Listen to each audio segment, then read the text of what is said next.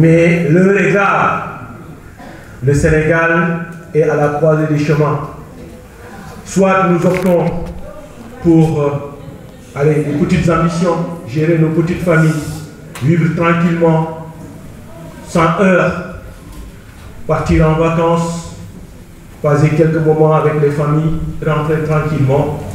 Ou est-ce que ce que le pays nous a donné, ce que le Sénégal symbolise et représente au regard de notre hymne, pour reprendre Feu Léopold Sédar Senghor, nous ne devons pas laisser tomber ce pays. Nous devons tous nous battre parce qu'on est dans une situation exceptionnelle et difficile.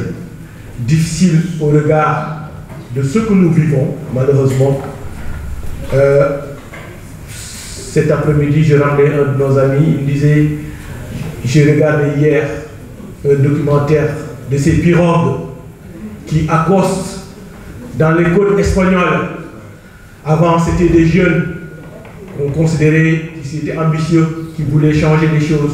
Maintenant, ce sont des dames avec des enfants. Ce spectacle ne peut pas nous laisser indifférents.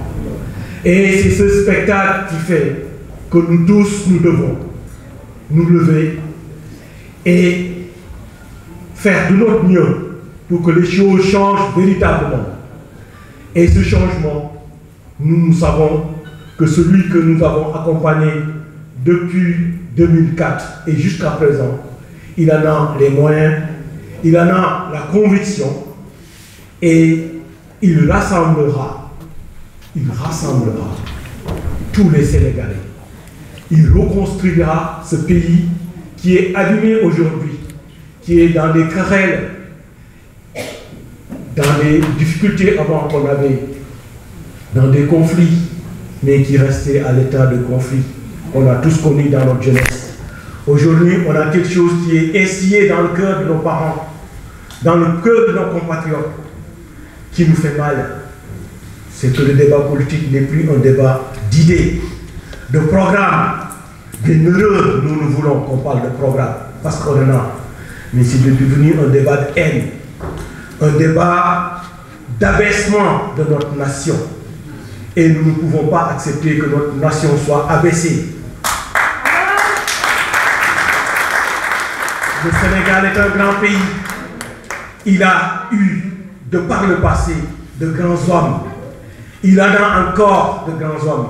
C'est à nous de nous mobiliser pour que cette parenthèse, ou en tout cas celle qui s'ouvre là devant nous, qu'on la referme pour pouvoir mettre en place une gouvernance inclusive, un développement ressenti par toutes les couches de la population, qu'il y ait chez nos parents, partout, au nord comme au sud, à l'est comme à l'ouest,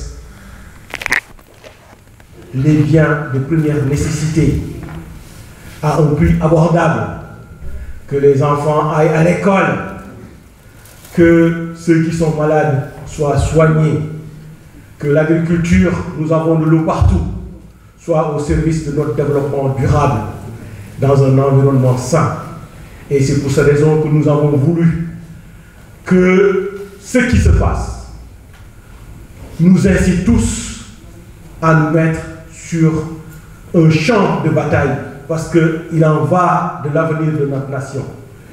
Et il en va de la sérénité qu'on pourra retrouver peut-être au sortir de ces élections. Et pour cela, nous savons que Idrissa Seck, je ne vais pas poursuivre avec Moustapha, il a pratiquement dessiné tous les traits. Et un homme qui a la conviction chevillée au corps. Il a dit, pour certains d'entre nous qui sommes là, que sa seule ambition, c'est de servir le Sénégal.